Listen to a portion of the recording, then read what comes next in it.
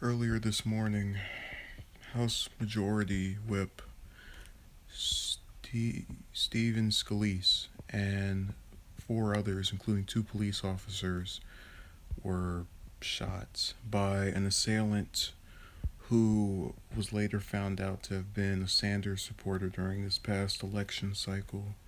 And he was killed by officers that responded to the scene.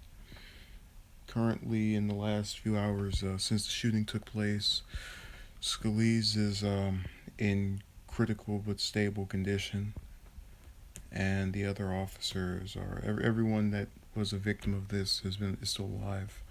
Uh, Trump announced earlier today, about 20-30 minutes after the shooting, an hour later maybe, that the perpetrator was deceased. He'd been killed by officers in the shootout.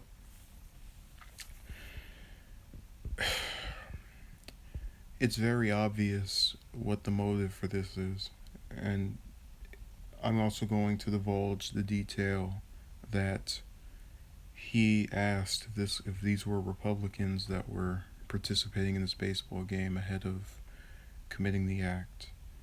Now, if you're going to ask that, that means political ideology played a heavy hand in his motive for committing these crimes.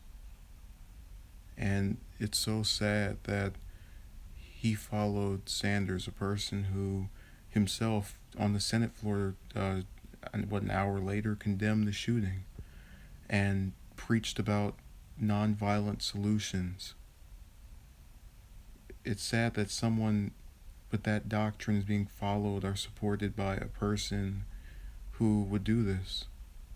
I don't believe you're a true Sanders supporter if you don't follow what he preaches in your own life.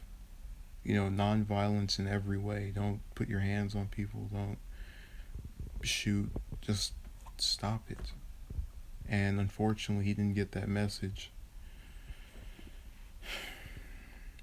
And I'm a person who identifies as neither being a member of the parties nor some third party, but I can look at this and know that even in falling more to the left, it's still wrong to do this to members of the right.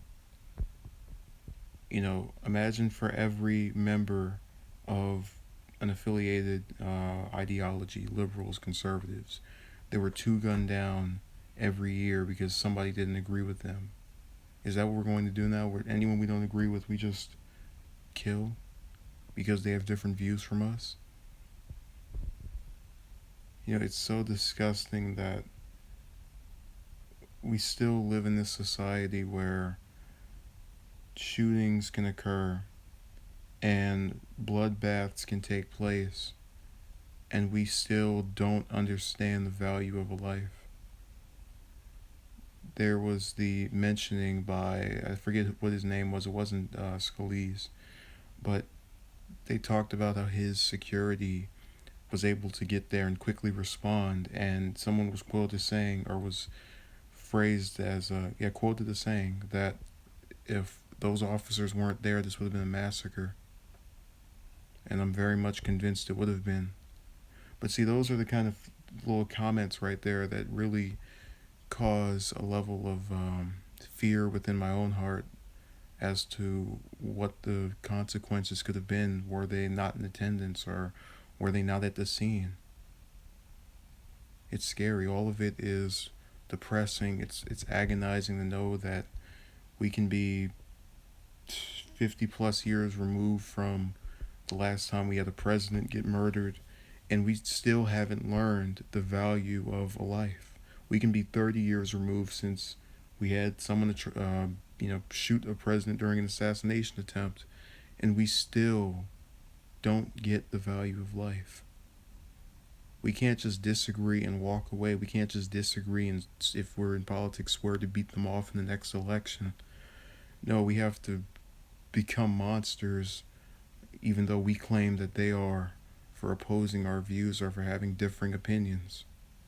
I got news for anyone who believes that violence is, especially in this format or in any way, is the solution. If you're a person who thinks the other person is bad or the villain or some type of antagonist, remember who's putting their hands on who, who's shooting who, who's attacking who.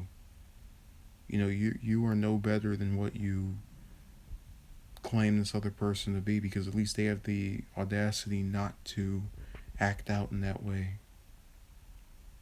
Maybe that's why they're in a position of power while you stay there hoping to get rid of them somehow. I hope Scalise recovers. I hope these officers and the other two people that were shot recover.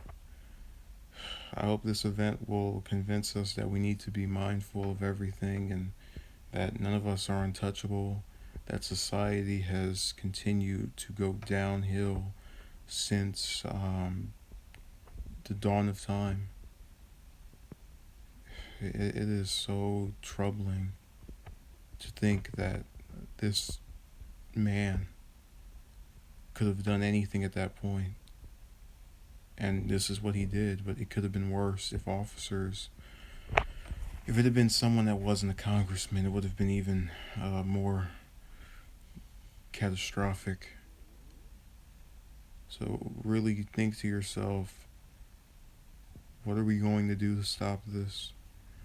What are our officials in power going to do to end this?